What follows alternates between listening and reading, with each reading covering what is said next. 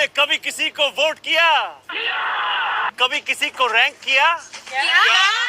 देखो यहाँ New York city में हम रैंक चॉइस वोटिंग यूज। নভেম্বরে ভোটে জিতলে তিনি হবেন আমেরিকার নিউইয়র্ক শহরের প্রথম ভারতীয় বংশোদ্ভূত মুসলিম মেয়র। চূড়ান্ত নির্বাচন হবে প্রায় 5 মাস পরে, সেই নভেম্বরের গোড়ায়। তবে আমেরিকার নিউইয়র্ক শহরের মেয়র পদের জন্য প্রাথমিক নির্বাচন পর্ব মিটে গেল এর মধ্যে। আর সেখানেই ডেমোক্র্যাটদের মেয়র প্রার্থী হিসাবে জিতেছেন ভারতীয় বংশোদ্ভূত যুবক জোহরান কোয়ামে মামদানি।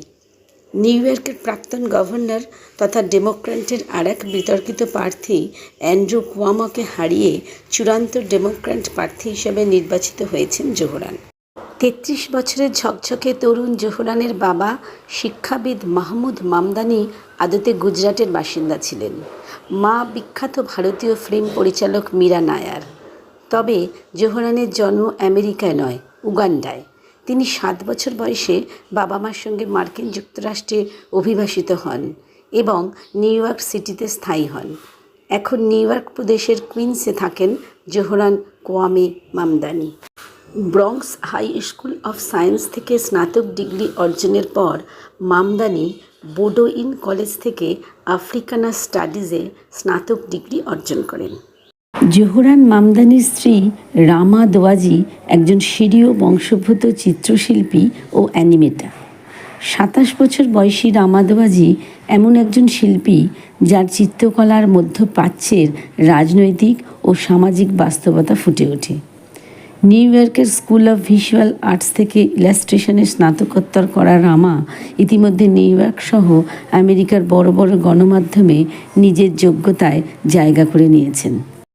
তার বাবা তার মধ্যনাম কোয়ামে রেখেছেন কোয়ামে এনক্রুমাহরের নাম অনুসারে, যিনি ঘানার বিপ্লবী নেতা এবং প্রথম বামপন্থী প্রধানমন্ত্রী ছিলেন।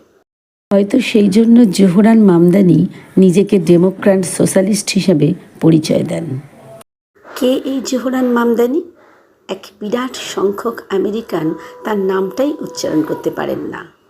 কে এই মামদানি তা বোঝার জন্য বরং দেখা যাক কি বলেন এই মামদানি। তিনি বলেন নিউইয়র্কের গরিব মানুষের উন্নয়নের কথা, বলেন আসফল্ট স্কুল চত্বরগুলিকে সবুজায়ন করার কথা, বলেন অতি ক্ষমতাশালী ধনী বাড়িওয়ালারা যেন যখন তখন বাড়ি ভাড়া বাড়াতে না পারেন তার বিরুদ্ধে আইন প্রণয়ন করার কথা বলেন আরও বেশি মানুষ যেন আধুনিক গণপরিবহন ব্যবস্থার সুযোগ নিতে পারেন। সবচেয়ে গুরুত্বপূর্ণ, নিউইয়র্কের অবিশ্বাস্য সম্পদশালী ধনী শ্রেণীর ওপর কর বসানোর কথা তিনি বলেছেন। কেন নিউইয়র্কের কিছু মানুষ রাজা রানী ও রাজপরিবারের মতো জীবনযাপন করবে আর এক বিশাল সংখ্যক মানুষ অনাহারে, দারিদ্র্যে, রোগে, শোকে, যন্ত্রণায়, একাকিত্বে ত্রস্ত হয়ে থাকবেন? সেই অসম্ভব স্পর্ধিত প্রশ্নটি তিনি তুলেছেন। পুলিশ কেন গরিব মানুষের ওপর অত্যাচার করে যাবেন সে কথাও তিনি জানতে চেয়েছেন। ফলে ওয়াল স্ট্রিট ও ক্লিন্টনপন্থী ডেমোক্র্যাটদের চক্ষুশূল হয়েছে তিনি। তাদের প্রোপাগান্ডা মিডিয়া তার বিরুদ্ধে সীমাহীন অপপ্রচার চালিয়ে গেছে। তবুও তিনি জিতে গেছেন ডেমোক্র্যাট প্রার্থী নির্বাচন প্রক্রিয়ায় বিশাল ভোটে। সত্যিই এ এক নিঃশব্দ বিপ্লব বলা চলে। নিউইয়র্কের মানুষ প্রমাণ করে দিলেন অর্থ ও প্রোপাগান্ডার বিরুদ্ধে ব্যালট বাক্সে সাধারণ মানুষের রায়দানি শেষ কথা। तुमने कभी किसी को वोट किया? कभी किसी को रैंक किया? देखो यहाँ নিউইয়র্ক সিটি में हम रैंक चॉइस वोटिंग। কুইন্স প্রদেশে প্রচুর সংখ্যক ভারতীয় এবং বাংলাদেশি বাস করেন। বাবা মা ভারতীয় হওয়ার সুবাদে তিনি ভালোভাবে হিন্দি বলতে পারেন, চলনসই বাংলাও বলতে পারেন। তাকে তার ফেসবুক প্রচারে অনায়াসে হিন্দি সিনেমার আদলে হিন্দিতে ডায়ালগ দিতে দেখা গেছে। নিজের নির্বাচনী প্রচারের ক্ষেত্র হিসাবে সমাজ মাধ্যমের ওপর বিশেষ জোর দিয়েছেন জোহরান। ফেসবুক, ইনস্টাগ্রামের মতো প্ল্যাটফর্মকে প্রচারের হাতিয়ার করেছেন তিনি। ফেসবুকে তেমনি একটি ভিডিও প্রচারে অনায়াসে বাংলা বলতে দেখা গিয়েছে এই ভারতীয় বংশোদ্ভূত যুবককে। প্রচারে নিউইয়র্ক শহরের বাসিন্দাদের জন্য সস্তায় খাদ্য, বস্ত্র, বাসস্থানের প্রতিশ্রুতি দিয়েছেন জোহরান।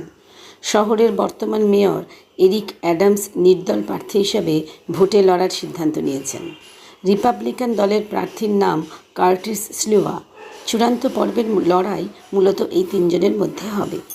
জোহরানের রাজনৈতিক ভাবাদর্শ পরিষ্কার। ইনস্টাগ্রামে একটি ভিডিওতে তাকে সাক্ষাৎকার দিতে দেখা গিয়েছে। সেখানে ইসরায়েলি প্রধানমন্ত্রী বেঞ্জামিন নেতানিয়াহুকে তিনি যুদ্ধাপরাধী বলে অভিহিত করেছেন। এক সাক্ষাৎকারে তাকে জিজ্ঞাসা করা হয়েছিল, ম্যাডিসন স্কোয়ার গার্ডেনের কোনো সভায় ভারতের প্রধানমন্ত্রী নরেন্দ্র মোদী এলে তার পাশে দাঁড়িয়ে যৌথ সাংবাদিক সম্মেলন করতে তিনি রাজি হবেন কিনা। এই প্রশ্নের উত্তরে তিনি সরাসরি না বলে দিয়েছেন এবং একই সঙ্গে গুজরাট দাঙ্গার প্রসঙ্গ টেনেছেন। তিনি উল্লেখ করেছেন তার বাবার পরিবারের লোকজন গুজরাটের বাসিন্দা, তিনি মুসলিম। তার অভিযোগ, গুজরাট দাঙ্গার সময় মুসলিম নিধনে সাহায্য করেছিলেন খোদ সে রাজ্যের তৎকালীন মুখ্যমন্ত্রী নরেন্দ্র মোদী। ফলে সেই মোদির পাশে দাঁড়িয়ে সাংবাদিক সম্মেলনের কোনো প্রশ্নই ওঠে না। মামদানি একজন স্বল্প পরিচিত স্টেট অ্যাসেম্বলিম্যান ছিলেন, কিন্তু তার ব্যক্তিত্ব এবং প্ল্যাটফর্ম নিউ ইয়র্ক সিটির প্রাথমিক ভোটারদের একটি অসম্ভব জোটকে মোহিত করেছিল। গত বছর শরতে যখন নিউ ইয়র্ক সিটির মেয়র হওয়ার দৌড়ে নাম ঘোষণা করেছিলেন, তখন জোহরান মামদানি ছিলেন একজন স্টেট অ্যাসেম্বলিম্যান যার রাজনৈতিক অভিজ্ঞতা ছিল সীমিত এবং অধিকাংশ নিউ ইয়র্কবাসীর কাছেই তিনি অপরিচিত ছিলেন। কয়েক মাসের মধ্যেই পাল্টে গেল পরিস্থিতি। তিনি হারিয়ে দিয়েছেন অনেক বেশি পরিচিত ও অভিজ্ঞ প্রতিদ্বন্দ্বীদের, যাদের ভোটারদের সঙ্গে দীর্ঘদিনের সম্পর্ক ছিল।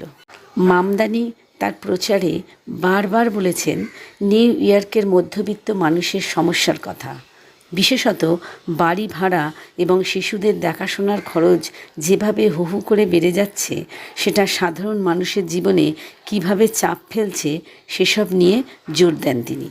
2020 সালে মামদানি 4 বারের বিধায়ককে হারিয়ে রাজ্য অ্যাসেম্বলিতে নির্বাচিত হন।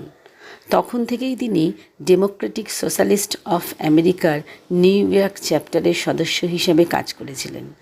এলবনিতে তার 4 বছরের বেশি সময়কালে প্রায় 20টি বিল পেশ করলেও মাত্র 3টি আইনে পরিণত হয়েছে। তবে তার সহকর্মীরা বলেন তার চিন্তাভাবনাগুলো বিধানসভায় রাজনৈতিক ভাবনার কেন্দ্রবিন্দুকে অনেকটা বাঁ দিকে সরিয়ে দিয়েছে। তিনি বাস পরিষেবা বিনামূল্যে করার একটি পাইলট প্রকল্পে অংশ নেন, যা 1 বছরের জন্য চালু হয়েছিল। 33 বছর বয়সী মামদানি যদি নির্বাচিত হন, তবে তিনিই হবেন 1917 সালের পর নিউ ইয়র্কের সবচেয়ে কম বয়সী মেয়র। ইসরায়েল সরকারের বিরুদ্ধে তার স্পষ্ট সমালোচনা এবং প্যালেস্তাইনীয়দের পক্ষে অবস্থান অনেক বিতর্কের জন্ম দিয়েছে। 2023 সালে তিনি একটি বিল পেশ করেছিলেন, যাতে আন্তর্জাতিক মানবিকতার আইন লঙ্ঘনকারী ইসরায়েলি বসতির সঙ্গে যুক্ত সংস্থাগুলির কর মাফের সুবিধা বন্ধ করার দাবি তোলা হয়। কিন্তু বিলটি রাজ্য অ্যাসেম্বলিতে গুরুত্ব পায়নি। তিনি বয়কট, বিনিয়োগ প্রত্যাহার এবং নিষেধাজ্ঞা আন্দোলনের পক্ষে কথা বলেছেন এবং ইসরায়েলের প্রধানমন্ত্রী বেঞ্জামিন নেতানিয়াহুকে গ্রেফতার করার কথাও বলেছেন। জয়ী হলে মামদানি হবেন নিউ ইয়র্ক সিটির প্রথম মুসলিম মেয়র। প্রায় 1 মিলিয়ন মুসলিম সমর্থক এতে দারুণ উৎসাহ পেয়েছেন। তিনি প্রায় মসজিদে যেতেন এবং নিজের ধর্মবিশ্বাসকে প্রচারের গুরুত্বপূর্ণ অংশ করে তুলেছিলেন। রমজান মাসে ট্রেনের মধ্যে এক বিরাট বুরিটো খেয়ে রোজা ভাঙার ভিডিও ভাইরাল হয়। তার পরিচয় ও ধর্মীয় ইতিহাস নিউ ইয়র্ক শহরের বহুজাতিক চরিত্রকেও তুলে ধরেছে। ঠান্ডা আটলান্টিক মহাসাগরে ঝাঁপ দিয়ে ভাড়া বৃদ্ধি রোকার বার্তা দেন। নানা ধরনের পডকাস্টে অংশ নেন। মামদানির প্রচার অভিযান সোশ্যাল মিডিয়ায় ব্যবহার করে বিশাল সমর্থন এবং অর্থ সংগ্রহ করতে সক্ষম হন। তার ভিডিওগুলি সহজ, খোলামেলা এবং লাখ লাখ মানুষের সঙ্গে সংযোগ তৈরি করে। এর ফলে তার এবং প্রধান প্রতিদ্বন্দ্বী 67 বছর বয়সী অ্যান্ড্রু কুমোর মধ্যে প্রজন্মের ফারাকটা স্পষ্ট হয়ে ওঠে। ভোটের কয়েকদিন আগে মামদানি গোটা ম্যানহাটন হেঁটে পার হন এবং রাস্তায় মানুষের সঙ্গে সেলফি তোলেন। মামদানির সাফল্যের অন্যতম কারণ হলো তিনি জটিল আর্থিক সমস্যাগুলোর সরল সমাধান তুলে ধরতে পেরেছেন। নিউ ইয়র্কবাসীরা মনে করছেন এই প্রার্থী অন্তত জানেন ছোট ঘরে কেমন করে থাকতে হয় বা প্রতিদিন লম্বা মেট্রো বা ট্রেন যাত্রা কেমন লাগে। কুইন্স প্রদেশে প্রচুর সংখ্যক বাংলাদেশির বাস, আর বাংলাভাষী প্রতিবেশীদের সঙ্গে থাকতে থাকতে গুজরাটি এই যুবক চলনসই বাংলা বলতেও শিখে গিয়েছেন। না, যদি আপনার 1 নম্বর পছন্দের ক্যান্ডিডেট জিততে না পারে তাহলে এই ভোট পরের পছন্দের ক্যান্ডিডেটের কাছে চলে যাবে। তাই 24 তারিখে আপনারা আমাকে জহরান মামদানি র্যাঙ্ক করবেন, পুরা ব্যালট পূরণ করবেন। আর লিটল বাংলাদেশ কেনসিংটন আপনাদের কাউন্সিল মেম্বার শাহানা হানিফকে ভোট দিতে ভুলবেন না। আমার বাংলা ভালোই না।